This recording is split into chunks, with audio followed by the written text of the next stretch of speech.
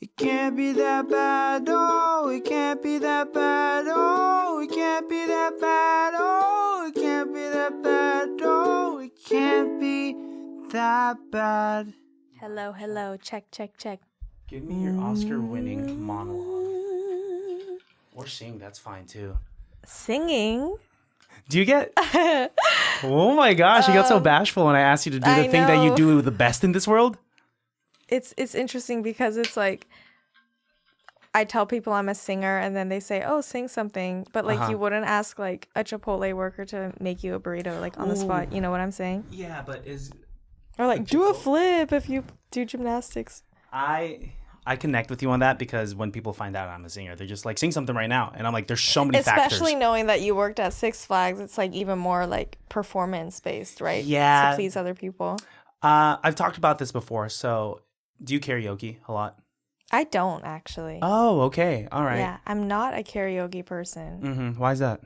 I don't know. I just like get nervous because I don't know if I should try or not. This is exactly what I'm talking about. Are you Filipino? I am Filipino. Okay. Can you tell by how flat my face is? No, because like, isn't it karaoke is very popular in Filipino culture. Yeah, it's a rite of passage. Okay. If you don't do karaoke, it's very much Spartan style where they analyze you as a child and they throw you. Oh, right. Yeah, into a pile of not worthy babies. So this is my sense of humor sometimes. Okay. It will weave in and out of sarcasm and then just...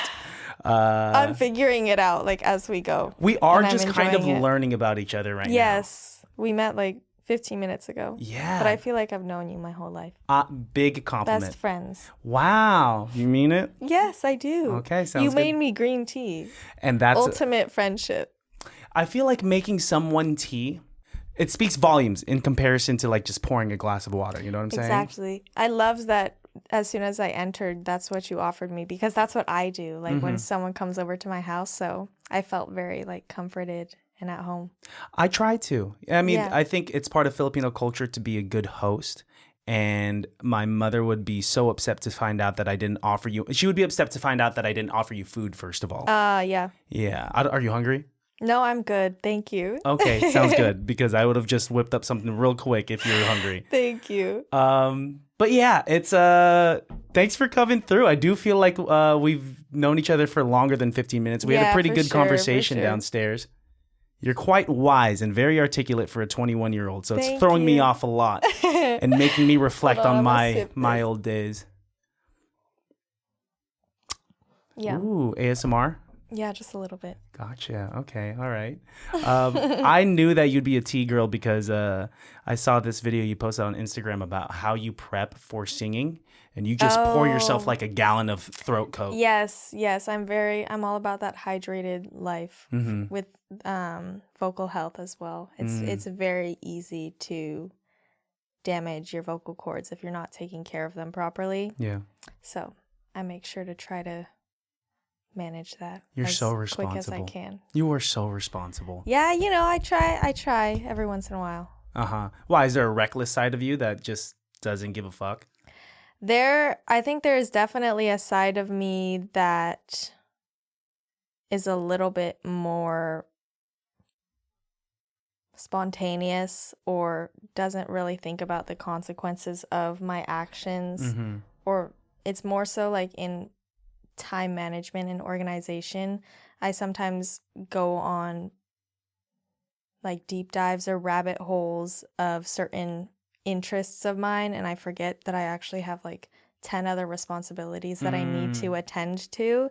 So sometimes I have trouble prioritizing the important tasks if they seem more mundane because I'm easily excitable about a lot of different topics. So sometimes that leads me to get very distracted. Yeah, I think that's healthy that you're aware of that. Yeah. And basically what you're saying is that you just like to focus on things that make you happy. And there's nothing wrong with that. That's a good way to reframe it. Do you procrastinate? I do. Really? I do procrastinate.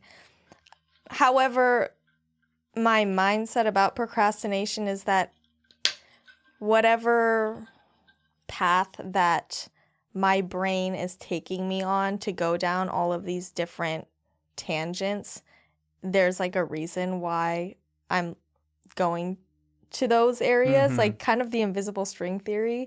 So if it takes me an extra 10 hours to complete a task, but I've learned all of these new things about myself, I kind of just see it as what it is. And I don't really try to interfere with whatever brain exploration I'm going on, you know?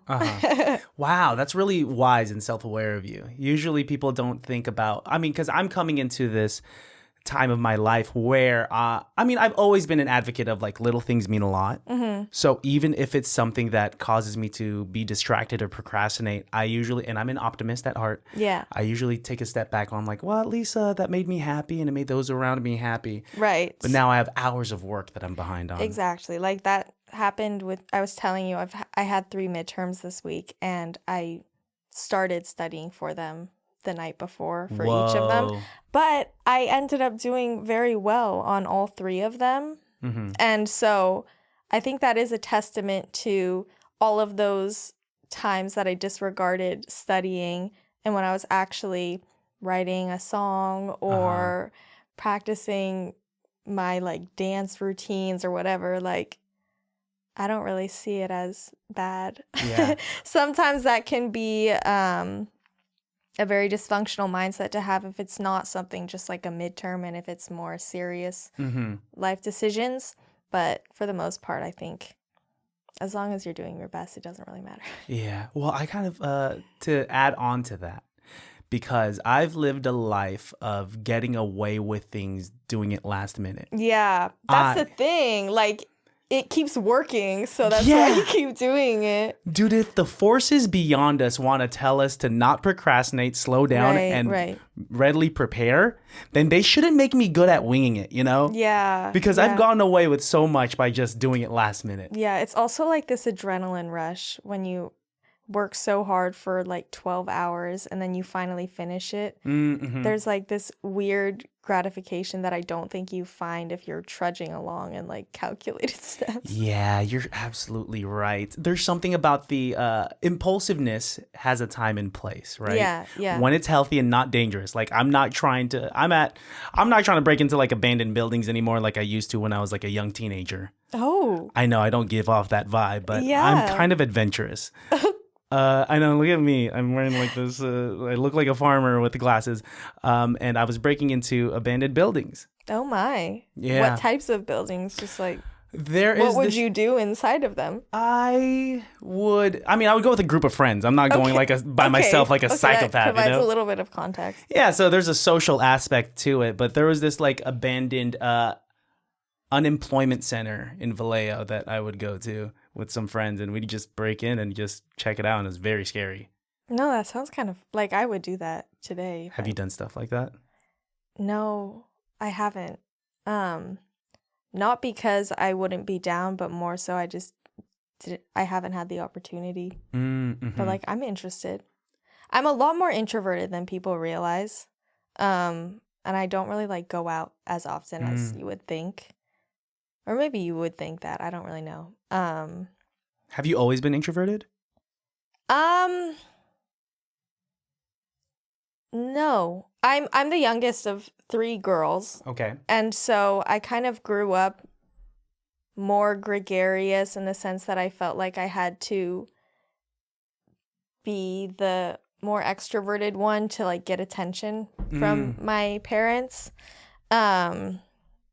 So I think I've always been very spunky and like had a certain level of sass to me. And I think that comes out more when I am with my family or like when I'm with my sisters. My younger self tends to spawn more. But when I am going about my daily life, I feel like I'm acting way more like an old lady than you wouldn't like assume that I'm the youngest walking down the street. You know? I connect with that though because I'm the youngest of 2 brothers. Not a lot. Okay. But I was just telling you about my brother. He valedictorian. Yeah. In the eyes of Asian parents, like that is the golden child. Went to UC Berkeley, has a great job, never really got in trouble in high school. And then there's me, got in trouble in high school a lot. Had B's and A's, but the B's weren't like really up to par for my parents. And so I had to kind of look for attention in other ways, hence why I became this performative, gregarious kind of kid. So I found like ways to make my parents laugh, ways to make my peers laugh. I found out that my parents loved it when I sang. And so that was something that I did. And that's kind of why I'm doing what I do now, is because I wanted attention from my parents. No, you have to do it for yourself. Eventually, it became. It's not like to this day. I'm still maybe subconsciously, but of course, I do a lot of these things for myself. But yeah, I'm here now. Yeah, birth order is actually so interesting to study how it impacts like child development and like forming of personalities. Yeah, I'm actually taking a class. Or I took a class last semester about developmental psychology, and you learn all about like the different ways different parents can impact like how their kids grow up, like if they're authoritarian versus permissive versus like neglectful. It's so impactful. Man. And like how that child internalizes it or doesn't based on their own like predisposed temperament. It's crazy. It's so important where we came from. We are our childhood. Right. Those first few years, even though we just seem like rambunctious or shy little kids and it doesn't really matter, those are so vital. They're critical. They're so critical. Because like the past, I don't know. Yeah, when you hit a certain age, I think when your frontal lobe is fully developed at 25, the years after that, like you're pretty much good to go. You are going to be the person that you are with a minor few tweaks later on. But like in your young years, like you are, what you go through is like super important. Yeah, and your brain is so malleable too. Because also you're being exposed to so many different like social groups and communities. You go from living with your family up to 18 and you go to college, and that's like a completely new ecosystem in itself. Yeah. And like I'm just now like almost coming out of the college experience and going into adulthood, and I notice even if I compared myself today to my freshman year college self, I don't even remember, recognize what that girl is. What is that, 3 years ago, right? 3 years ago, and So I feel like happens. a completely different person. And you don't really see that as much in like a 50-year-old versus their 47-year-old self, because their everyday life is a little bit more consistent and stagnant, and it's changing less. Yeah. That's not to say like a 50-year-old goes through a lot of different experiences. But generally speaking, I think anyone that was a freshman in high school is way different than how they were as a senior in high school. Oh, definitely. Same with college. If anything, that's more impactful because the situations are a little more mature and realistic, right? And more independent. And I just think it's so interesting because I'm 32 now, and I'm like, I'm trying to think of ways that I've changed when I was 29, you know? But what do you think? How have I changed? Ooh, I'm a little more of a sad boy now. Yeah, I'm a little more like I've always been emotionally intact. Yeah. But I've always dealt with this perception of Christian as this happy-go-lucky person. And so whenever I would actually have feelings that were anything other than happy, I would have to like shove that shit down because I don't want, if I even frown just a little bit, someone will be like, hey, you good? And I'm like, damn, I can't even sulk. I can't sulk for like a microsecond. Because you've maintained this schema or like this way that you've presented yourself in front of other people as this one consistent Christian. And so you're scared to show them anything else besides that. Yeah. And it goes back to my childhood. I'm happy-go-lucky and performative because I wanted attention from my peers and my parents. Because I didn't feel like I was getting it in other ways. Are you a Cancer? Oh my God, yes. Oh, you are? Yeah, you could tell. Well, I just know that they're like very like sensitive and emotionally connected with themselves. Yeah. Yeah. How about you? What are you? What do you think? I don't know. I'm really bad at these things. So you're like either a Leo or you're not a Gemini. No, you're not a Gemini. I feel like when you call somebody Gemini, it's a slap to the face. You're not a Leo. You're a Virgo. No. I don't know. I'm a Scorpio. You're Scorpio. Yeah. What do they say about you? Scorpios are known to be like very passionate and a little bit mysterious. They can be stubborn. at times. Yeah, just like very deep and kind of magnetic, but also very like intense. You're all of those things. Like, you're knowing you for about half an hour now. Yeah. You're a very interesting, complex human. Oh, thank you. I've seen so many different sides of you, especially like from what I've seen like on social media that is skewing my perception a bit. Oh, what have you seen on social media? You as a kid, you are like mean mugging the camera. Yes. And like you're thugging it out. Yeah. And then I see you here right in front of me. You give me this very like melanated Audrey Hepburn type girl. Like I could imagine you smoking the longest cigarette that would take 3 days to finish, and with long white gloves. Accepted. Okay, I mean I don't know if you could find a long cigarette nowadays because it's 2026, but yeah. That's very interesting. Yeah, but I'm a Scorpio sun. I don't follow astrology too much, but I do think like any personality test in psychology, it's super interesting to engage in any level of introspection because it's just teaching you how to reflect on yourself. Like this entire conversation has just been us thinking about how have our childhoods impacted the way that we present ourselves to the world today. So for that reason, I do really enjoy them. Also, they're just super fun. It's really fun. The ability to sit down and think about our past, the just complexities of the human brain. This fucking thing is so fascinating and so frustrating simultaneously. Because if you were to look at a dog and it's just sunbathing, I don't think it's reflecting on its past at all. I think it's just like living moment to moment. But the fact that we are able to kind of sit down after X amount of years on this planet and be like, you know what? That is why I'm avoidant. So it's pretty interesting. But isn't that the beauty of being human?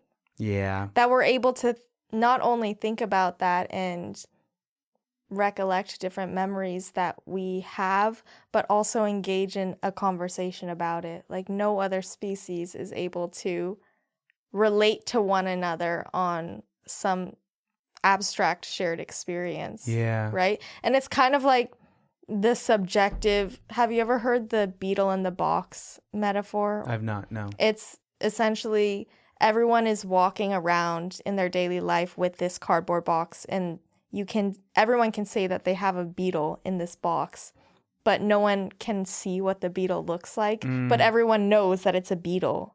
But like even this color white, I can see it as white, or what I identify as white, and you're also identifying it as white. But who knows? How am I to know if your white isn't what I see as blue? You know what I'm saying? I thought about that. Because our whole world is just symbols. So we claim that is a computer, but like the word computer doesn't actually mean this technological device, right? We're just like, oh, we put the word COMP whatever to that. And then like that's what we identify it as. But it's like there's so many different layers.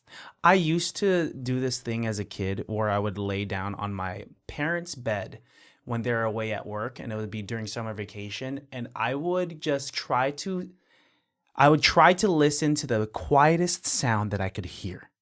And it would be ringing, and like during these moments I would think about questions like this. Yeah. I'd be like, oh, is my version of red my brother's version of red? We both call this red, but is he thinking? And like at such a young age, I'd be thinking about this stuff and get freaked out. And then like I would stop and then just go play with my toys. No, low key, that's like super zen for a young child. So crazy. You were like meditating straight up. I think I was. Yeah. Oh my gosh. Do you meditate now? No. I'm so chaotic and I should meditate. Well, I don't have any form of like organized meditation, but like my car rides are silent. There are lots of different types of meditation. It's not just sitting and saying Om with your legs crossed. Like any type of meditation is just focusing on one specific object or thought or state of being and allowing yourself to surrender from whatever other stimulation exists. Wow. Do you meditate often? I do, yeah.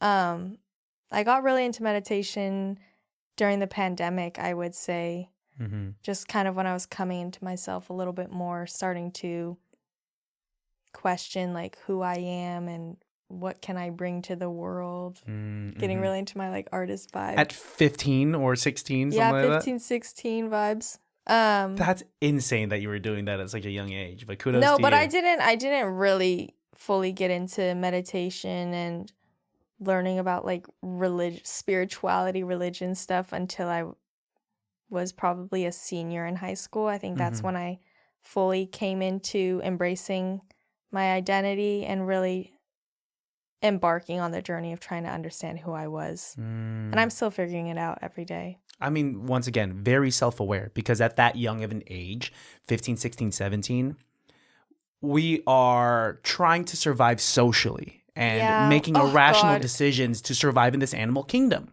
Teenage years are just like dreadful. Oh my God. Tell me about it. I went to Oakland the other day to teach this workshop, like a songwriting workshop for this grid summit. It was like some type of expo where a bunch of middle schoolers came and they like went to different workshops, and the company asked me to teach a songwriting workshop. And it was so interesting to revisit the energy of just like tweens and almost high schoolers. And I felt so much empathy for them because I could see myself in them. And I was asking everyone questions about like, oh, what emotions are we feeling today? What do we want to write about? Everyone was leaving me unheard. Like no one would raise their hand. And it was uncomfortable. It was very uncomfortable. However, I knew that that's exactly what I would do in that if I were their age, you know, like, and they all just, I could tell that they felt awkward in themselves. And I was like, I was just like you, like it gets better. Don't worry.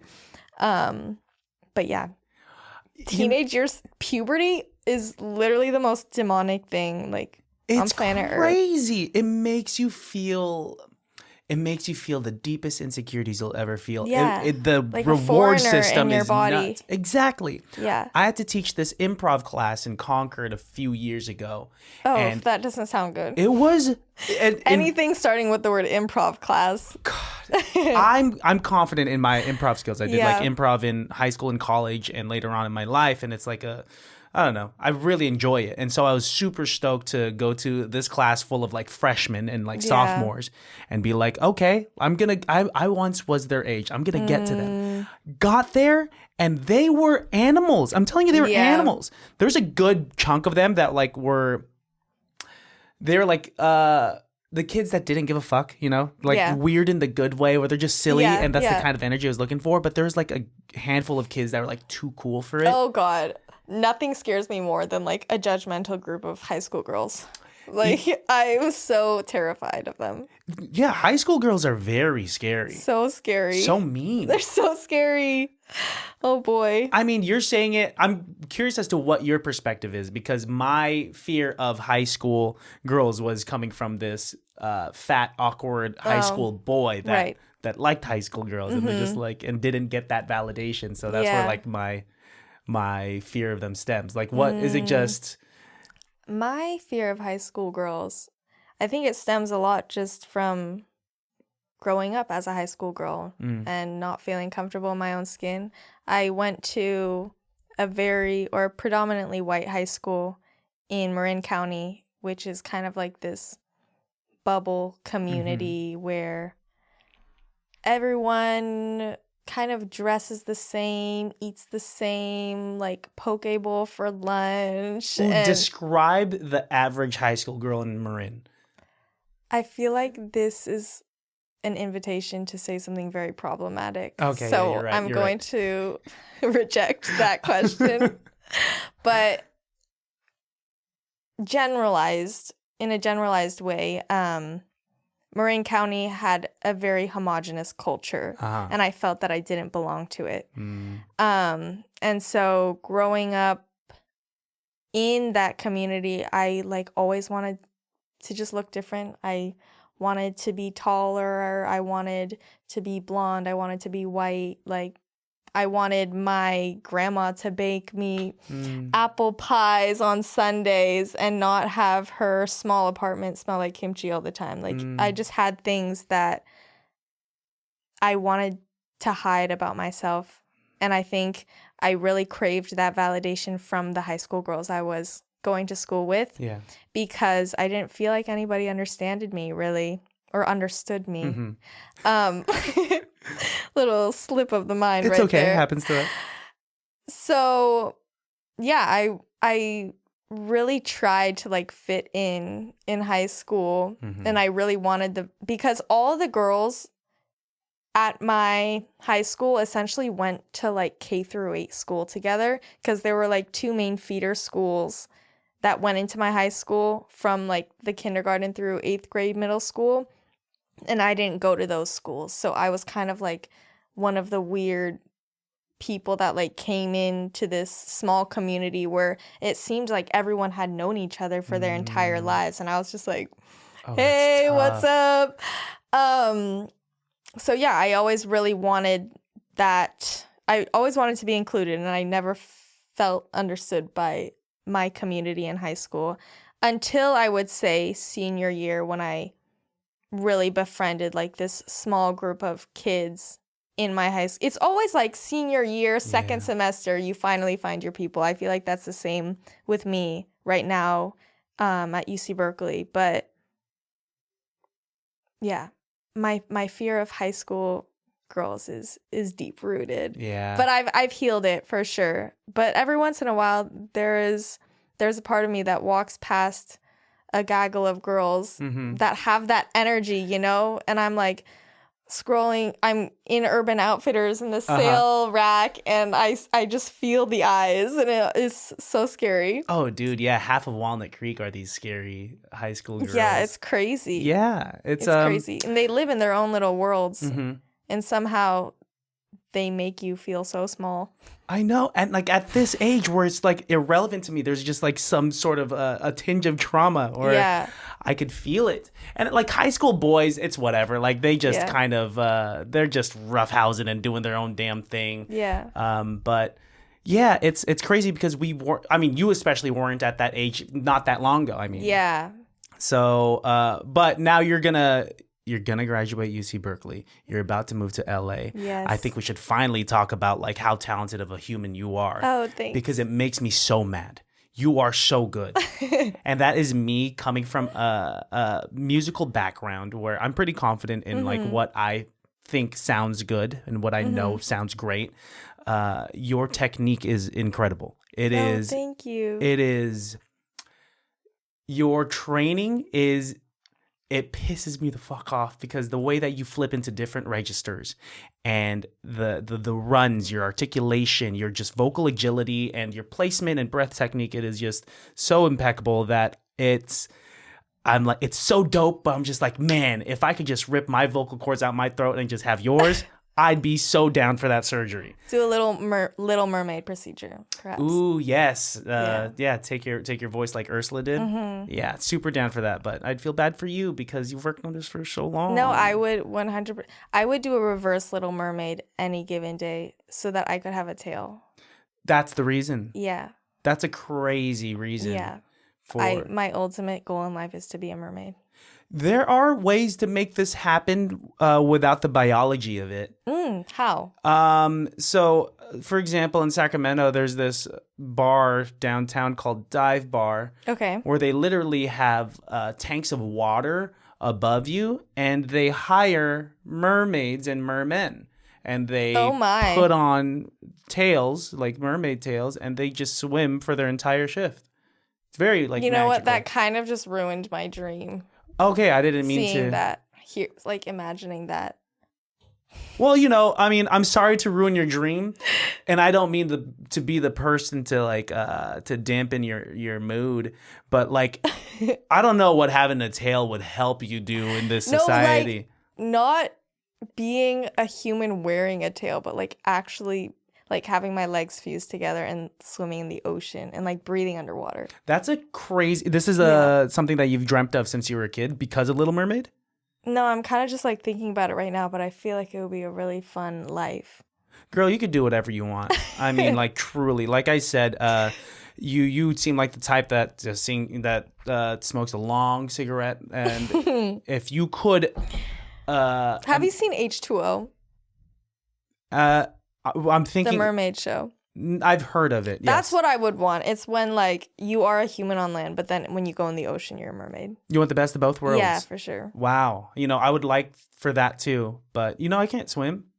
What? Yeah, it's crazy. Oh, that's okay. Filipino, 7,000 islands, bodies of water around those islands. Can't swim. Is there like a reason you just never got the opportunity to learn, or you don't want to learn? Yeah, I think all of the bodies of water I've been thrown in were just like pools with shallow water. So okay. Honestly, yeah, you don't really need to learn. Yeah, what are the chances that I'm gonna have to swim? Right. Except if like a plane crashes. Yeah. Are you a good swimmer?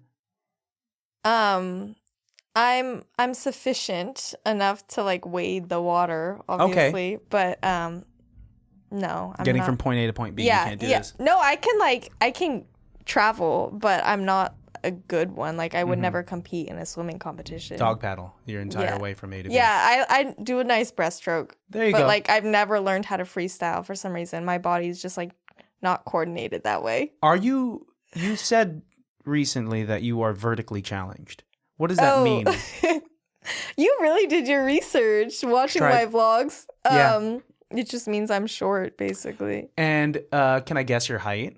Okay. You're 5'1". Yeah, I think so. It says 5'2" on my driver's license, but I'm pretty sure I'm 5'1". Everyone always you always got to add an inch. Yeah. That's just because I'm 5'9", but I tell people I'm 5'10".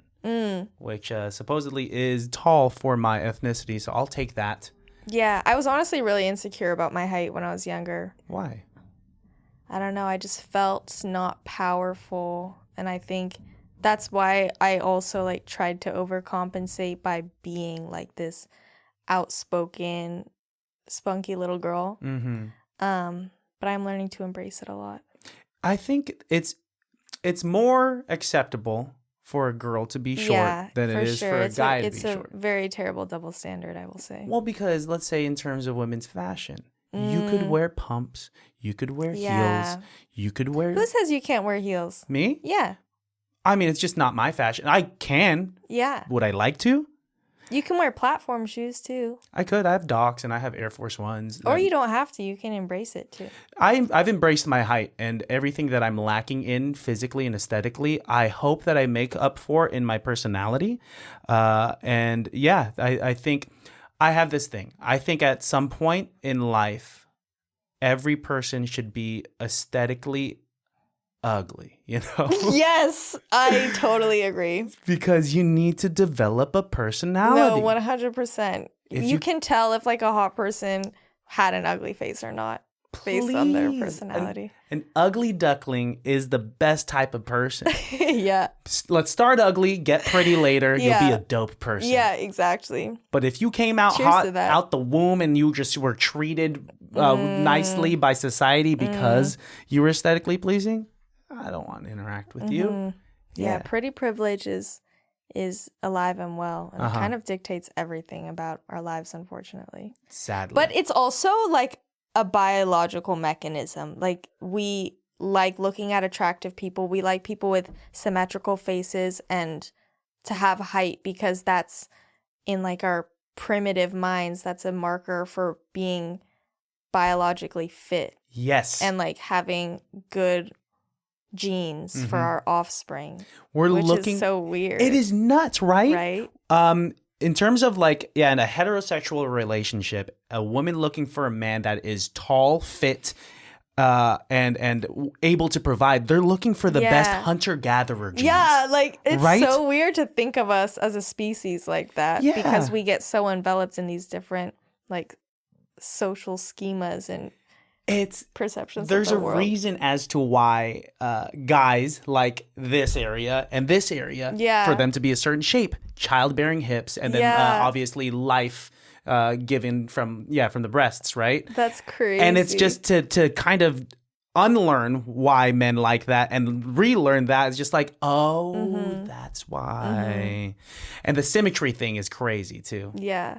Like someone's pretty to us because they either hit that golden ratio. Yeah. Or and if they have the symmetrical genes and we want to pass on those symmetrical genes, they have a higher chance of mating too, and we pass on our lineage. so weird. Yeah, we're animals is what I forget about. Let's get back to your singing. Sorry, yeah, we keep getting... This is the thing. This is what I was saying at the very beginning. My mind goes in intense tangents and I forget about like what we're talking about. But look, we just had like an amazing conversation about biological symmetry. So like, why does it matter? But anyways, yeah. Not too many people that music. I could talk to about that. But yeah, you are really good. Thank you. And that's not me trying to sugarcoat anything or trying to boost your ego, but like truly an objective fact about you is that you really have harnessed your singing ability and really honed this instrument. Truly. I mean, it could be anywhere from you prepping with gallons of throat coat. Yeah. Into your training. And also, I think you're the right kind of perfectionist. And I say that because you posted a cover or like an attempt to cover Mary, what is it? Mary, did you know? Mary, did you know? Mary, did you know? Mary, did you know? Mary, did you know? Mary, did you know? And it was so relatable as someone that's tried to record their own covers. Yeah.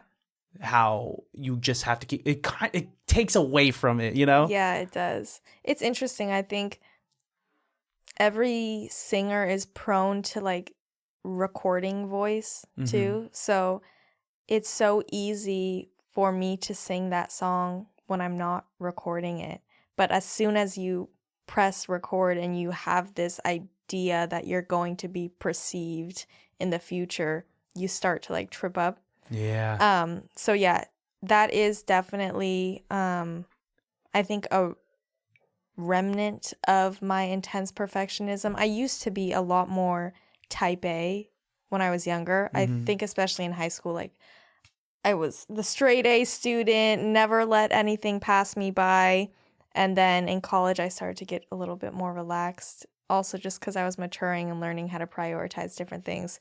But yeah, I do think that level of perfectionism, wanting my singing voice to sound perfect and like always on pitch, definitely sometimes comes out still when I'm recording covers. It's also though very different when I'm in the studio because auto-tune exists. Every artist is using it now. I feel no shame in saying that I use auto-tune because it's less about singing with perfect pitch, but now how was the actual like take and the performance? Did I feel that I believed the lyrics that I was saying in that take versus did that sound perfectly on key, you know? Like it's very different. And so for that reason, I have fully surrendered to that perfectionism. But when you're recording covers and it's 30 seconds and you can't have opportunities to tune it or edit it back, you just sometimes gotta do it 30 times, and that's what it is. But it's cool that you can do it and you have done it and you've been there, because there are some singers and artists that throw themselves into the industry and they do rely on autotune as a crutch. Yeah. It is a helpful tool to kind of expedite this process of an already talented singer. But if you kind of have to, recording covers without any effects or any support is like a comedian going to open mics, you know? Yeah. It's that you have to go through the ringer before you kind of skip the line to the punchline or to like Cobb's comedy and doing the real thing with like an already, I'm trying to make this analogous, but you know what I'm saying, right? Yeah, I understand. Yeah, and you do it so well. It's like the fact that you could actually really sing. I'm very confident to say that, I mean, you're probably one of the best singers that I've had like sitting across from me. Like truly. Really? Thank you. I've come across many singers. I did a cappella and vocal jazz in college, and there's some fucking monsters. But you can really sing, girl. Thank you. That's very reassuring. Why do you get in your head a lot about your voice? Yeah, I think imposter syndrome is sometimes necessary to be a successful artist in the music industry, you have to humble yourself enough to know that there will always be somebody better than you, but it's just the fact of how do you go from there? Like, are you going to beat yourself up about it, or are you going to try to improve? Exactly. But yeah, there are definitely moments when I doubt my abilities, compare them to other people. However, I always have faith and confidence and assurance in myself that I have something to offer that no one else can, which is my authentic voice and story. And no one can steal my brain. So everything that comes out of it will always be valuable. Yeah. And deserves to be heard. Yeah. So I just kind of lead with that. And what you're doing is that you are kind of blessing at least my algorithm and a bunch of other people's algorithms with really quality, a good balance of showcasing your personality, because you do put these vlogs out that I've watched. And I'm like, this takes a lot of time to edit. I know it does, but it is important for you as an artist to be like, here's me outside of singing. Yeah. And what I do on a day-to-day. But also here's like me shooting a music video to my latest single, and like this is the music that I create. But also here's my raw, authentic voice with something like Streetcar. Streetcar is probably one of my favorite covers that you've posted. Stop. I paid my fare, see, I know my destination. I'm just not there in these street nights, blowing heaven to me. Yeah, that's like my favorite Daniel Caesar song ever. Same here. Yeah. There's something just so emotionally like inducive about it, you know? Pilgrim's Paradise is so underrated, I think. Incredible project, you know? I hold that song near and dear. That, like, I used to listen to that over and over during some like hard times when I went to Davis. And so like the way that you sang that cover in particular, there is, it's like in the second half, like you descend with a run and then you like reascend. Oh, you know what I'm talking about? No, I don't.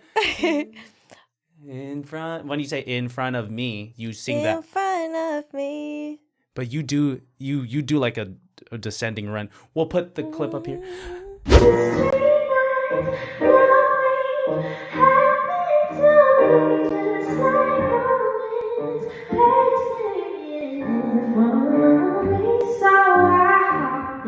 Okay, I don't know. Wow, so it's like so natural to the point where it's coming, it's gone. I mean, it's more because I'm recording so many of them that I forget like what I exactly choose in those the songs from, like, I think I posted that in December. Yeah. That seems like a lifetime ago.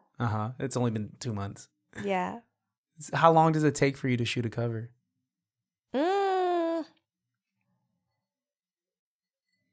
Maybe like 20 minutes. Wow. Sometimes it's just one take and it's uploading it.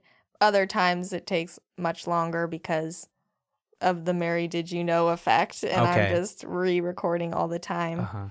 But usually it's no more than 30 minutes, I would say. Wow, that's impressive. Is that a little or a lot? Oh, no, that's a little. Oh, okay. Because when I shoot, well, because sometimes I get a little ahead of myself and I'm like, I'm not going to shoot a 1 minute cover. I'm going to do a whole fucking song with the bridge and everything. And like, I have like a guitarist that sends me his shit. Anyway, I'm just like banging my head against the wall because like, it's hard to get like a 3 minute song exactly the way that I want. Yeah. But you do it well. That and Misty is incredible. I can understand. I can Misty holding your hand. That's another incredible cover. That was a part of my like Christmassy cover series. Do you think Misty's a holiday song? No, but like it's kind of a holiday song. Like it has the vibe of a holiday song. I guess I could imagine that in a Christmas playlist, but I would. So I play along to like the pluralistic ignorance that a lot of people will accept that it's a holiday song. And so I just do it. Wow. Okay. And so you've added to that Well, now, I mean, you calling it a holiday song, there's probably a bunch of people out there just like, I didn't know Misty was a Christmas song. But... I mean, I feel like it would be on a holiday playlist. Mm-hmm. Like if you looked up on Spotify, Christmassy jazz music to play in the background, it would definitely be on there. Did you grow up with oldies at all? I wouldn't necessarily say oldies. However, my dad's favorite artist is Frank Sinatra. So I listened to a lot of Frank Sinatra when I was younger. But I also grew up listening to a lot of D'Angelo, Lauryn Hill, Erykah Badu. Basically, all of the music that has inspired me today. Sade especially as well. Mm-hmm. At least from my dad. And my mom has always really loved Bruno Mars. So... you know, we have a cardboard cutout of him. No way. Our house, like she's obsessed with him. Which Bruno Mars? His early Hooligans vibe with the fedora. Fedora. Yeah. Dude, he's gone through so many different stages. I know, he just released his album. I haven't listened to it yet. It's really good. I've been like saving myself. I don't like the way that I said that. But like I'm trying to saving myself for you, Bruno. I'm just waiting till Are we all? I think we all are. Like it's really good. He draws a lot of inspiration from Latin music. Mm-hmm. Oh, that's so I cool. sometimes forget that he's half Puerto Rican. Yeah. But yeah, it's very, very good. A lot of people focus on the fact that he's Filipino. Yeah. But the half Puerto Rican side. What's his real name? Peter Hernandez. Peter Hernandez. Yeah. Wow, you know a lot about this Bruno Mars guy. I do know a lot about him, yeah. Yeah, I've been listening. We went to his very first concert when it was his Doo-Wops and Hooligans album. Wow. And just to see the trajectory in which he's grown since then is crazy. Banger after banger after banger. He can't make a bad song. It's impossible for him. He said in an interview, or at least Anderson .Paak had said in an interview about Bruno Mars, that his process in the studio, it can't just be he makes it seem so easy to write a song and put it out there. No, he says it has to be very difficult. Meticulous. It has to feel difficult and it has to feel like he's earned it before he puts it out, which I'm like, damn, I respect that. I agree with that in some cases, but I also think songwriting can be a lot more fluid. I think a lot of artists today overthink the songwriting process. Mm-hmm. And I've done a lot of different sessions with a lot of different writers and producers, and they all work very differently. And some are individuals that are very meticulous and critical of every single lyric and how does lyric one connect to the third one, and how can we make this a cohesive theme with the others. And then there are other people that just say, okay, you can just do a melody pass and put whatever words you want with it. And some of those are my favorite songs that I've ever written, the ones that seem so carefree and not requiring that much effort, because they just came out of me. They didn't even require that much thought or reconsideration. And so I definitely think there's room for both in the music world and in the songwriting industry in general. But yeah, I have heard that about Bruno, that he's very meticulous and perfectionistic with his songs. Because I feel like the pressure is there. Once you become, I mean, I can't speak for what it's like to be a star at that caliber. So maybe he's right to be very careful with what he puts out. There's a balance because it's at the end of the day, it's art, right? And what is art with a filter? Yeah. Right. I mean, music theory and writing a melody with these kind of guidelines, it could make a better song, but it could make it so rigid that it doesn't feel free flowing. And the point of art is to just be it's expressive, right? But if we're diluting that expression, then what's the point? Who created this template that a song has to be verse, pre-chorus, chorus? I don't know. Verse, pre-chorus, chorus, bridge, chorus. That there was just one random person who decided to do that one day, and now everyone is kind of copying them. Yeah. But a song could be just a chorus repeated 10 times. Like there is no direction or guideline that is objective truth. Yeah. Like you can do whatever you want. These are all suggestions. They're all just blueprints. You don't have to do it. Yeah, exactly. Which is the cool part.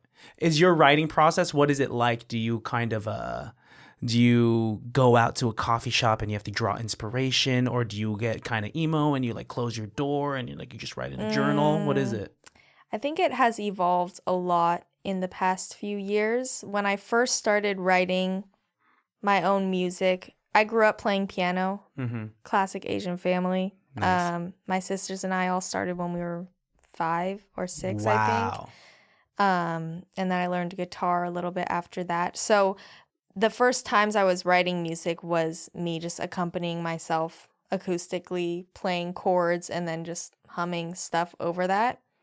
And I would usually take more time to design thematically what I wanted to talk about, and I would make sure that everything had this overarching theme. My first EP, Spice, was all like different flavors, and it like had color schemes, and that's great, but I was following the exact verse, pre-chorus, chorus template because I was scared to put out anything different. I knew that people would respond well to that because it already existed, and I knew that the beats that I was making people would like because they were basically cookie cutter versions of Cleo Sol, Sade, Leon Lahavas, etc. However, my songwriting process now is a lot more varied. I think especially because I'm doing more sessions with producers who handle the instrumentation. Sometimes I go into a room and they've already created a beat and the only thing I have to do is write the top line for it. Or sometimes I create little playlists of 3 to 4 songs that I've been liking or songs that I want to draw inspiration from, and I send it to them and I say, this is the kind of vibe that I want for the session today. And then we work from there kind of backwards, and then we create like a bass line or drums, usually starting with drums or bass, I would say. But usually I don't really think about what I want to write about until I get into the session. I think that it's a lot more fun that way. And also, the songs are then little snapshots of that day of the session. Most of the songs that I'm releasing on my next upcoming album were all created in one session. And when I listen back to it, I'm like, oh my God, I remember that day. I remember when I wrote with this writer and this producer and I drank this LaCroix and I was like sitting right here. Like it's a very sentimental thing. Wow. And I sometimes think going back and re-editing and having multiple sessions to do one song sometimes defeats the purpose of art. Yeah. And like creating something to send a specific message or capture a specific emotion. Sometimes I think that can get blurred or lost in translation when you're editing it. And I like how it feels more raw. Yeah. Whereas I used to be a lot more careful with the type of songs that I was putting out, and I wanted to make sure that they sonically sounded perfect. And I didn't like the fact that they sounded raw because I wasn't comfortable with vulnerability in any aspect of my life. But now I'm kind of just more like embracing the humanness. That's why people like art, because it reminds us that we're human and that we have similar experiences. Like perfection is boring. It's so and boring. like artificial intelligence already has that covered. Like why you ask AI to make a song and it might create something that follows the verse chorus template and is on perfect pitch, but you don't enjoy it. Exactly. And the reason why is because it doesn't make you feel like a human. It like just feels too simple. Yeah. Like that's why struggles are great in hindsight of like human experience, because it makes us feel like we have to work towards something. Exactly. I mean, we are Well said, by the way. I mean, we are just complex, and Yeah. I think we gravitate toward each other because our individuality is an amalgamation of not only the good things about us, but like maybe the bad things, of the nuances, you know, of the shit that we've gone through, right? And what's the point of all of that when everything's perfect using artificial intelligence, or if the guidelines that you're using to create a song are too rigid, right? Exactly. If we had everything figured out, like, we wouldn't need to continue living. Like, the whole purpose of life is to continually grow from whatever hardships you have experienced and want to make yourself a little bit better the next day. Yeah. And like, what's the point in looking for the next day if you don't have an opportunity to be better? Exactly. I think we thrive on conflict. Yeah. We need some sort of conflict, because without that, where's the resolution, right? Yeah. And with, I was just talking about this with a dancer that I had on, because this idea of conflict resolution has existed in so many facets. You go to work, whether it's like my 9 to 5 as a biotech person, the conflict is that these people need medicine. The resolution is like, okay, we made the medicine, right? Yeah. And that's why I have a fucking job that could pay for this house. With music, the conflict and resolution exists in, it could be as simple as a 4-chord song. That third chord or that fourth chord creates tension before we have a resolution. And it could be like that in jazz, and like, and further down the line with any genre, right? With any form of art, there is that kind, the ebb and flow of just like, oh no, there's tension and then release, right? With any form of life, even like our ability to remain like a being is because atoms are like constantly like smushing against each other. Like there has to be tension for us to exist. Us sitting here is because gravity is pulling us to the center of the earth. Like there's tension in between us and this chair. Yeah. This chair like magically disappeared, I would instantly fall, right? Like, it's necessary. It's all necessary. It's cool. And the fact that you're making me think of things that I haven't thought of in a long time is really cool. Like is it often that you have these conversations of like, what is life, and or something like a philosophy and the point of being? Is that often that you have that with other people? Yeah, I think so. Wow. I think I look for people that can bring this side out of me. I haven't had one of these conversations in a while, though, because I've been so busy with school and just trying to memorize facts and figures. So I do really appreciate this and being with you today. But yeah, I try my hardest to always surround myself with people that make me feel understood and like listened to. I like that. Yes. I think I'm enjoying this because there's some people that don't want to talk about this stuff. Obviously you could tell this podcast is just like wherever we want to go, we'll go there, right? As much as I do want to talk about your music and all that stuff, you're gonna have so many interviews that talk about your music. Like, we could talk about the music too. Sorry, I don't want to skew us too far away from like. Don't apologize. Don't think that you're skewing anything. Okay. If the biggest skewer around is me, but all that to say is that you have come a long way. Even if something, taking like an earlier song like Lately. Oh, yeah. You really went into the deep dive for that. That was already really freaking good. That was the first song I ever wrote, actually. Wow. Yeah. That song, I think I made when I was 16. It was right after The Voice. And I asked this producer to essentially just get like a drum loop. And I just wrote absolute gibberish. I don't even know what those lyrics mean. I don't even think I was saying real words in the outro of that song, and I just let Genius Lyrics like decide for me. Oh my gosh. And so I read the lyrics maybe like a couple years ago, and I was like, oh, that's really interesting that's what they thought it said. And I was like, I'm gonna roll with it. Really? Yeah. And look what it turned into. Like a great first song to introduce people to your discography. Yeah. Dude, that's so nuts. Yeah, because that came out, 2021-ish? Yeah, I think so. So you were about like 16 years old, fresh off The Voice, which is like, I mean, that as something to have underneath your belt and to do at such a young age is such a brave fucking thing to do. I'm sure a lot of people have asked you that question, but like, I mean, how was your experience and how do you think you've grown from it? What a question. My experience on The Voice was very interesting. I was actually really shy and I had no interest in singing in front of other people before The Voice. Also, kind of growing up with my sisters, both of my older sisters sing. My mom also sings. Wow. And so I never really felt that it was something that I could hold by myself. I went to high school with both my sisters too. My high school was very performing arts based.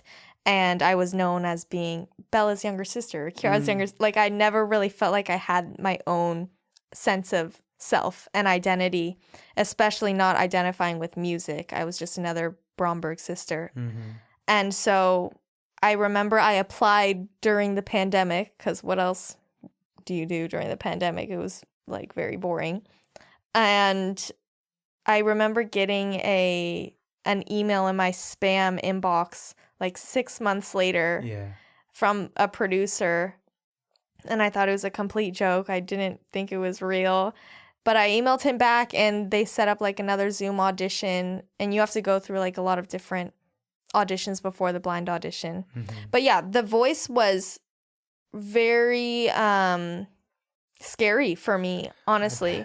Like, singing in front of all of those people in the live audience was something I had never done before, and it just felt very exposing. Like, I was also 16. Like, I didn't really know who I was. I was very insecure. I hadn't fully grown into myself yet, and to just kind of put myself out there, and especially not just to the 4 coaches whom I idolized, but the rest of the world, when like seeing my episode air, and it was very scary for me. But I think it was great because it gave me a great college essay.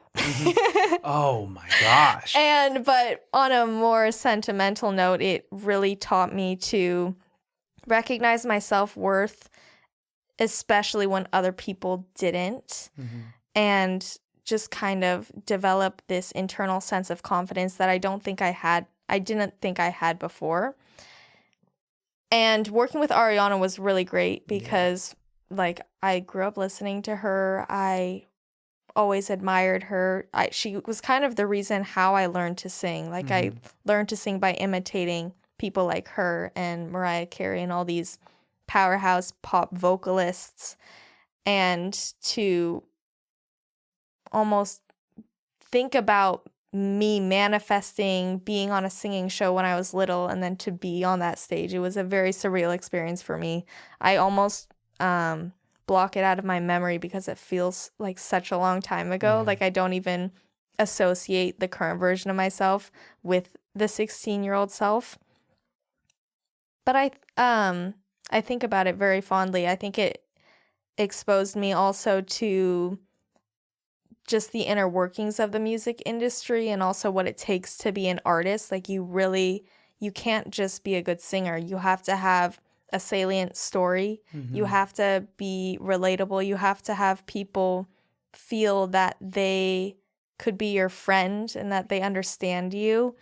And you also have to create a world with your music. Like, you can't just be a musician anymore, because that's like being a wedding singer. Like, you can sing the words, but you have to make the audience believe that you believe the words. And I think it has helped me a lot also understanding the importance of having a presence on social media. I was initially very reluctant to be super active on Instagram and TikTok because I was so fiercely protective of my art, and I thought that posting about it commodified it in a way that I didn't like. But now I'm starting to realize I have this art. I need to share it. Like, it's a privilege to be able to even have a phone and be connected to everybody across the world. So, like, why wouldn't I share it as much as possible? Like, I have to.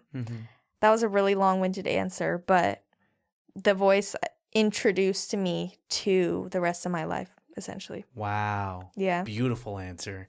Thanks. God, if you were like auditioning for something right now, I'd be like, you're hired. Like, yeah, absolutely. That was your college essay? Fuck yeah, no wonder Berkeley took you.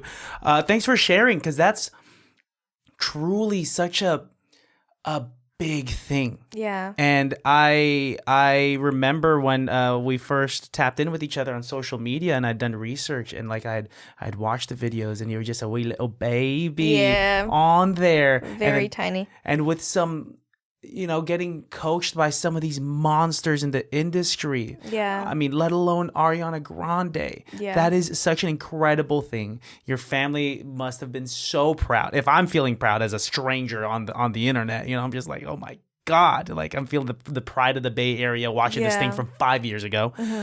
That's so dope and well-deserved. You have such a bright future ahead of you. Thank you. The fact that you went to Berkeley just to graduate and to pursue music. You're not even studying music, to pursue music in LA.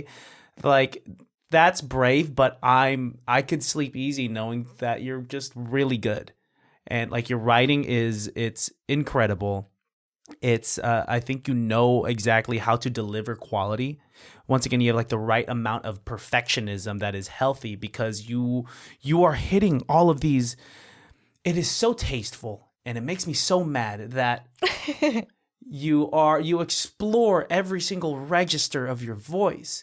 Like, if I could just look at your discography real quick, there's a particular song. It has the word blue in it. Can you remind me? Blue Love. Blue Love is one of my favorites of yours. Oh. Because of that means a lot. That's like the song I'm most proud of, I think. Really? Yeah. It is. I remember running one day. I was running a few miles, and I literally stopped my jog when that song was playing, because you explore this lower register that I don't often hear from like female singers. Yeah. And you travel back up to like where your voice normally sits, but I'm like, it's impressive, dude. Thank you so much. Well, if you like my lower, I'm going to send you the upcoming album. Please. I'll send you it. Please. Because I do a lot more lower register stuff. I think this next wave of music, I just released the first like Waterfall single of it like last week. I think it that's right. It is a really good little preview into the trajectory of where my artistry could go. I think each time I make a new project, I'm learning more about myself and exactly where the limits of my voice can go, and also what do I want to talk about? Yeah. Like, what is my ultimate message that I want people to receive when they're listening to my music? At first, I thought it was the divine feminine nature stuff, which I love, and that's what I explored a lot in the music I have released. But now I kind of want to talk about something that is less polished. Like, what is it like to be a 21-year-old girl? Yeah. Like, trying to navigate life in 2026. Like, it's a very vulnerable time.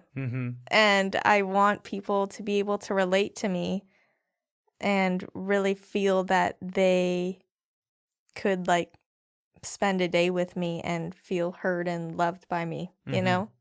So. And I think you're doing just that. I think it's so cool.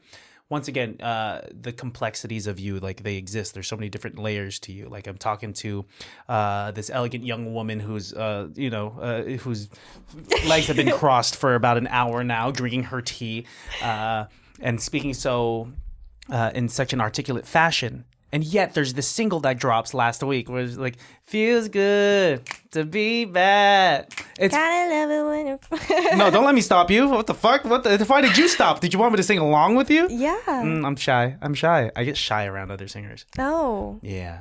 That's another talk. That's okay. Yeah, but that's the fact that you could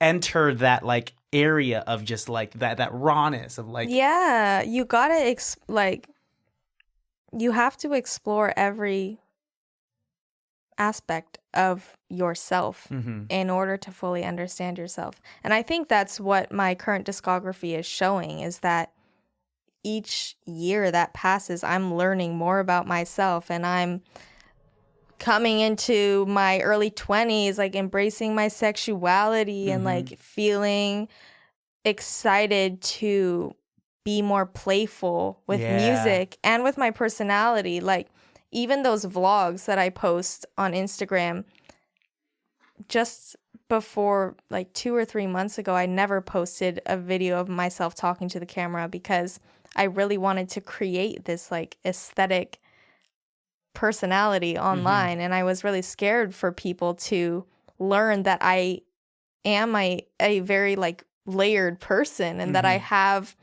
aspects of myself that are very unhinged and whimsical and reckless, and I'm not this like cookie cutter thing. Like I'm an actual human that has different emotions and experiences every day. And I'm finally starting to embrace the idea that being real is the most beautiful thing that a human can be. Yeah. Like people don't like perfection. Nope. I mean, there was a pocket of time where having this mysterious Instagram page would sell, like that mysterious facade of like, who is this person? But she could sing really well. There was a time, but I think that ship has sailed, and we are living in a day and age where we want to know the human behind the art, right? We see so many. I mean, this is why a lot of people have fallen in love with Doja Cat outside of her music, because she don't give a fuck. She doesn't care. Love her. She's great. But yeah, and you're doing exactly that, and it's cool to know that you're a cool person too, and like you, I'm so excited for you. Like this is gonna be really cool. I'm sad that you're leaving for LA, because I was hoping I'll be to back. send you. The Bay is always home for sure. Good. My parents still live here, so So you'll be. I'll visiting. always have people to return to. Wow. Yeah. What's your dream? Like, what do you want this to turn into? What level of success do you want to achieve? And I ask that because you seem like someone that enjoys their privacy, and yet the double-edged sword of success is the sacrifice of that. Yeah, it's a great question. I don't think there is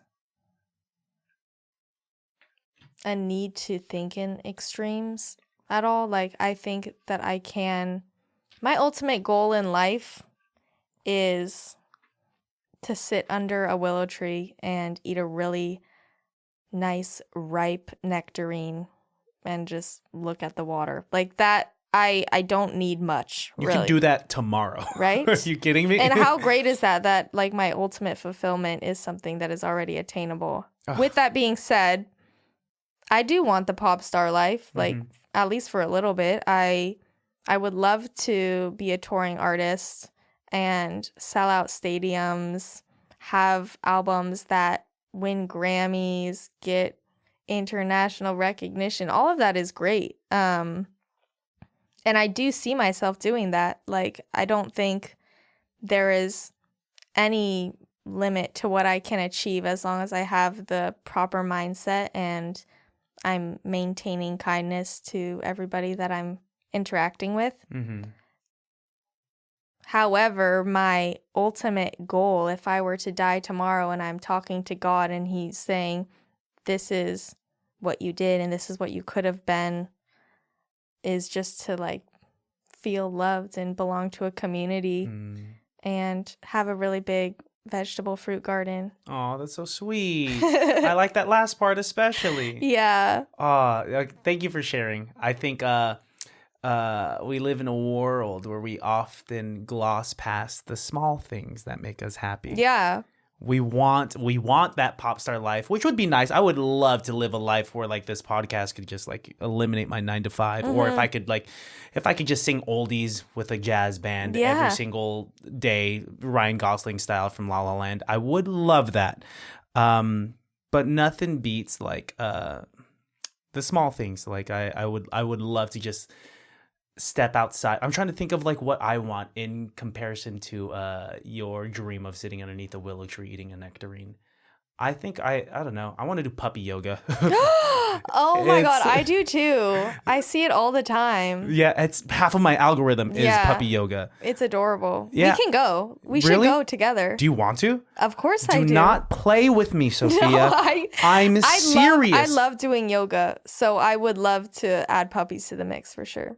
Let's do it. I have a lot of friends that have done it before, and they say it's amazing. Is the closest one in San Francisco? Yes. There's one in San Francisco. Let's go to that one. Yeah. Really? I'm actually so down. I'm so down. I mean, I've done hot yoga a few times here and there, and I hate it. Why? Because it's hot and there are no puppies. Yeah. And but if I go to this thing where I'm like getting active and playing with it looks so beautiful. Okay. Well, yeah, we'll do that. What else is on? Also, when you look into the eyes of a puppy, it releases oxytocin. Does it? Yeah, it does. No way. I love finding out about these small little things that release a certain happy chemical in my brain, you know? It's so cute. Right? Like a hug, it releases, I don't know, a serotonin and dopamine. Of course it does, but like there are like certain things are just like the fact that we have natural dopamine. Like let's get back to the natural dopamine. Yeah, with the little things and gardening. Mm-hmm. But yeah, with that being said, I think I really try to adopt like an abundance mindset. Like there is no limit to what you can experience and identify with as your future life. Yeah. Like you can have the pop star thing and you can settle down in a small community and have a little family and go on a sailboat on the weekends. Like you can do everything. Yeah. As long as you believe that there is abundance. And also, like, time doesn't exist. This is, like, every single time I'm talking is the past, present, and future. So, damn, girl. Right? What the? Like, 1, 2, 3, 4, 5. Yeah. Like, what is the present? Mm-hmm. It's just, like, the complete ignorance of that linearity of time, right? So, everything that we want in our future, we already have as long as we say that it exists already. Like, I am a touring artist. Yeah. I am selling out stadiums. Like, who's to say that that is any different from when I just said 1, 2, 3, 4, 5? Whoa, that right? is such a mindset to have.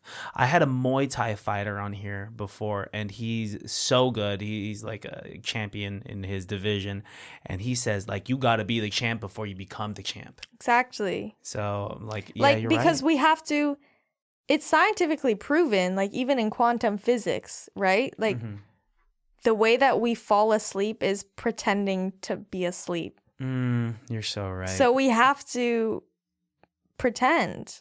Uh-huh. But it's not even pretending. It's just being. Like, yeah.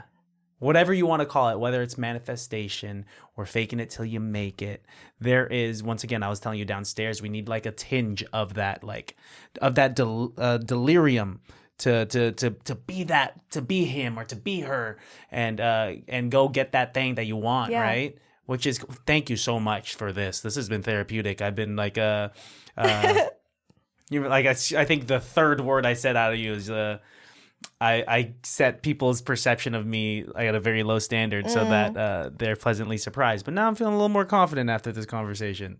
No, you have to be. Yeah, your music helps with that. Your music makes me feel like a bad bitch.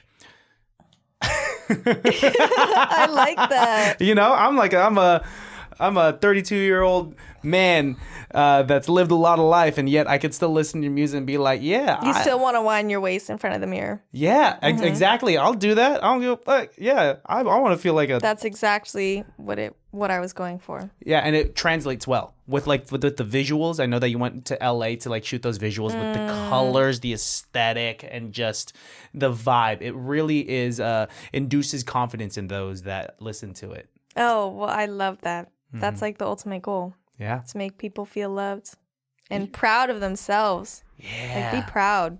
Yeah. You're done a lot. I'm so happy we made this happen. You're welcome back whenever. Really? Yeah, thanks. absolutely. We'll go to puppy yoga, and then the next episode we can debrief everything honestly, that we learned with the dogs. So this is how I typically go about like my guests' appearances when they come on the podcast. Like the first podcast is like, okay, I have to ask like the questions that my listeners want to hear. Right. There's going to be a lot of listeners that want to hear about your experience on The Voice, of course. And then we talked about that. And they were going to hear about like you as a singer. Usually second or third. We're just whatever the hell we want to talk about. What is your favorite dog, by the way? I feel like my favorite dog is a Chow Chow. But I know that right now, realistically, I love pugs. Love cute. Pugs. But I want a Chow Chow so bad. Or like do you have any pets? So my fiance, we part-time look over our 2 pugs that live with her parents in Sacramento. Cute. And they are just so ugly. They oh are no. So in but the like cutest, so ugly they're cute. Yeah. Yeah. Pugs aren't symmetrical. They don't have that golden ratio, but there's something about them. It's just like, oh, it's such they're imperfect, which is why they're so lovable. Yes, it's what makes them them. I don't want like a perfect looking Great Dane. Give me a flat faced pug. Yeah. How about yours? My favorite dog is a black cat. A black cat? Yeah. You don't like dogs? No, I do love dogs. But I've always wanted a cat because I grew up with dogs, and my mom is allergic to cats. Oh. But I love, like, we had the small Maltipoo's, but I really love like black labs. Yeah, it's a good one. What else? Weimaraners, I think, are really beautiful. You give me black cat vibes, though. Yeah, but I prefer cats, I think. Cats are chill, that's why. I just want them to make biscuits on my chest. Yeah, and so then just, cute. And then there's like this perfect balance of like, hey, I'm going to do my thing, you want to do your thing, and we just coexist? Yeah. As opposed to a dog is like, there's something charming about the love me, love me, love me. Where are you going? Please come back. Yeah, but dogs are so unconditionally loving that I think it's very heartwarming. But yeah, my favorite dog is a cat. That's crazy to say. Well, I'm manifesting you having a black cat in the future. Yeah, me too. Yeah, if you were to transform into an animal, what would it be? What is your spirit animal?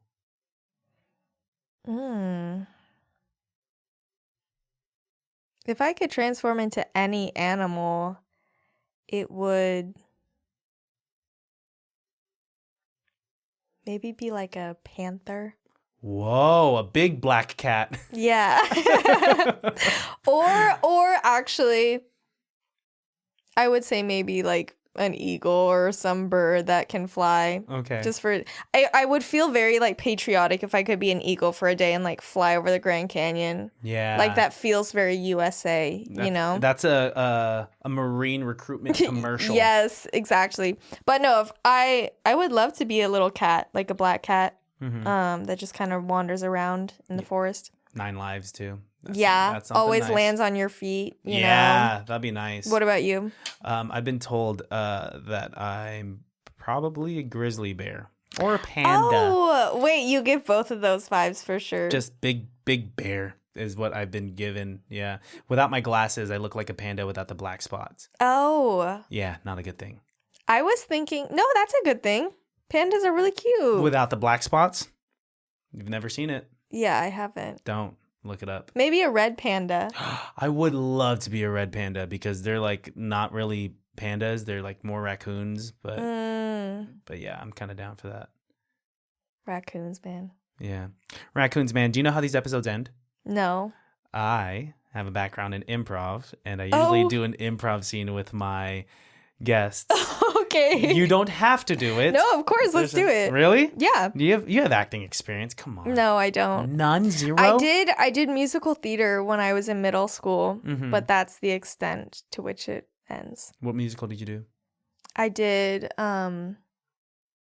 Peter Pan. Okay. Mary Poppins, Lion King, Into the Woods. All the classics. Charlie and the Chocolate Factory. Okay. Snow White and the Many Dwarves. Oh, many. Because like they had a lot of people in the cast. Of course.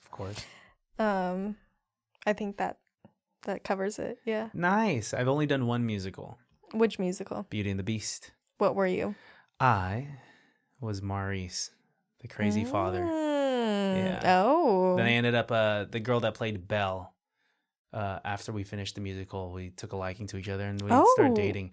Very controversial. Belle and her father. Okay. Yeah, very weird. People, we weren't thinking about it, but people were just like, you realize she just played her daughter. I'm like, I was in character. I wasn't thinking about that, but That's funny. I remember in Charlie and the Chocolate Factory, it was when I was in 8th grade, I think. Mm-hmm. But it was the year when the cast was smaller and I was Miss Bucket, Charlie's mom. And like there weren't that many 8th graders that chose to do the musical that year. So I was married to like a 4th grader. No way. No way. But anyways, sorry to go off track. No, that's completely on track. That makes no sense. I know. Kids. It was really strange, but yeah, that's how it is. Okay, let's go ahead and do this improv scene. The way that this works is that it could be based off of anything and everything that we talked about in today's episode, or it could be based off of nothing at all. Okay. My follow-up question is, do you want to start it or do you want me to start it? You start it. Okay, they always say that I How start do you like do improv? Are we just like having a conversation or do I have to like assume a character of something? I mean, you could figure it out along the way. Actually, just say something and we'll figure it out. Yeah, have you done improv before? No. The main rule of improv is never say no. Okay. Always say yes and. Yes and. If you're going to say no, do no but so that you could add something to the scene. Okay. But just don't shoot down your partner. Also, it's low stakes. It's whatever, dude. It's a No, this is the moment of my life. If I fail in this, nothing else matters. This is you heard it here first, guys. Sophia Bromberg said that this is the moment of her life, and she's done the voice. Can you imagine? Without further ado, it can't be that bad.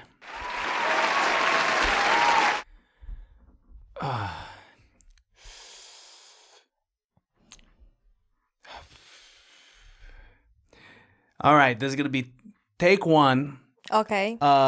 Because you are the poster child of the 3-foot-long cigarettes. Oh. And we're trying to sell this to all the Audrey Hepburn lovers, and you got that look. You're the melanated Audrey Hepburn, right? So we're going to do a few takes. It's going to be completely improvised. I'm so scared. What are you scared of? You audition for this. You're right. Okay. All right. Where's your long cigarette? Okay, you hit the cameraman in the face. We haven't started yet. Wait, that's a good practice. All right. Okay, wait up. Everyone, am I looking in front of these? In front of what? Am I looking into the cameras? Yeah, so it's 3 cameras, but you're going to look at your main one, right? You're going to look at your main one, and do you want me to feed you your lines or do you want to improvise it? I said, do you want me to feed you your lines or do you want me to improvise it? I'll improvise. You'll improvise it. All right, you heard that. Johnny, boom, Mike, Steffi, lights, camera. All right, this is Sophia Bromberg for... Wait, am I starting this? What? Am I starting the lines? Yeah, you're starting the lines. Actually, feed me a line first. Feed you a line? Yeah. All right, give me the script. All right, do you want to practice it first? Yes. Okay, sounds good. So your line is, what a day, what a day. What a day, what a day. You don't have to do my accent. This is my accent. I'm from the Bronx. Okay. But if you want to do my accent, I'm not going to stop you there. What a day, what a day. Please, let me finish. What a day to have an okay cigarillo. This is a weird script. Can we get a different one? No, I like it. Keep it. Okay, fine. Your intuition led you to that. What a day to have okay. What a day to have an okay cigarillo. Exactly. There you go. All right. John, boom. Steffi, lights. Camera, action. This is Sophia Bromberg for Long Cigarillos. Take one. What is a cigarillo? Okay.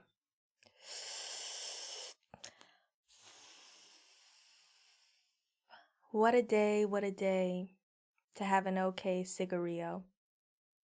Beautiful. Honestly, no notes. Cut. That was really good. That was no notes at all. No notes at all. Cut to the next week. Sophia had gotten another gig for an even longer cigarette. It's the direct competitor of these okay cigarillos, and she's interacting with a different director. All right, I heard that you were with our competition. We don't like Josh. Josh, he's from the Bronx. He's a little aggro. Mm-hmm. So we're gonna steal you from him. And honestly, we are the best sellers of the longest cigarillos in the country. All right, baby. Okay, all right. Did not expect for you to sound like that, but it's okay. Let me tell my wife that you didn't mean baby like that. No, she's not. Okay, all right. So, do you want a script for this, or do you want to improvise this one? Am I saying another commercial? Yeah, this is the whole point of this is another commercial. Oh. Let me think. All right. You know what? I'm going to improvise. I'm just going to let something come to my mind. All right, you guys heard that? Burn the scripts. Okay. Jenny, lights. Steffi, lights as well. Jenny, you got that? John, boom. All right, rolling. Sounds good. All right, this is Sophia Bromberg for the even longer cigarillos. Take one.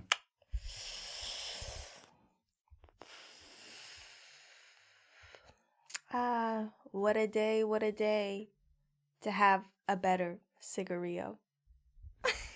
Cut. Incredible. I see what you did there. You're going to be a star. End scene. And that's improv. You fucking killed it. Really? That was incredible. Yes. Good cigarette smoking abilities. Might as well just quit music and join an improv dance troupe. Yeah. I don't know where the dance part came in, but yeah, you could do a improv dance troupe if you'd like. A traveling improv troupe. Okay. And they could travel too? Yeah, that's fine. Yeah. Whatever your heart desires. It's between that or having a tail. So, you can do all with an abundance mindset. This is true. Christian, you could have that tail, that mermaid tail that you've always wanted. Oh my God. Can you imagine me as a mermaid? We're going to do puppy yoga underwater. Okay. Eating nectarines. Wow. Doing improv. Mm-hmm. As we wind our waists listening to Feels Like That by Sophia Bromberg. I love that. Love that so much. Down for it. Sophia, this has been so much fun. Thank you for having me. Of course. And it won't be the last time. Honestly, whenever you want to come back, we'll make it happen. I'll make the time. Before we get out of here, go ahead and look into the barrel of your camera and tell the listeners where they can find you, what they have to look forward to, and what they should stream. Listeners, you can find me on all platforms at Sophia Bromberg, except my Instagram has 2 eyes, Sophia Bromberg, because someone stole the regular Sophia Bromberg. Please look forward to and keep your eyes and ears peeled for my upcoming album, which is coming out very shortly. And that's all I have to say to you. I'm sending you a lot of love. Thank you, Christian, for having me. Of course. This is so much fun. Can't be that bad. You guys know where to find me? It's never that bad. You guys know where to find the podcast because you're already here. One last thing. Again, look into the barrel of your camera. Leave the listeners with the phrase of saying a piece of advice that reminds them that it can't be that bad. A piece of advice that reminds you that it can't be that bad is that you always have an opportunity to wake up tomorrow and be a better version of yourself. So take it while you can. You heard her. Do that. Do it.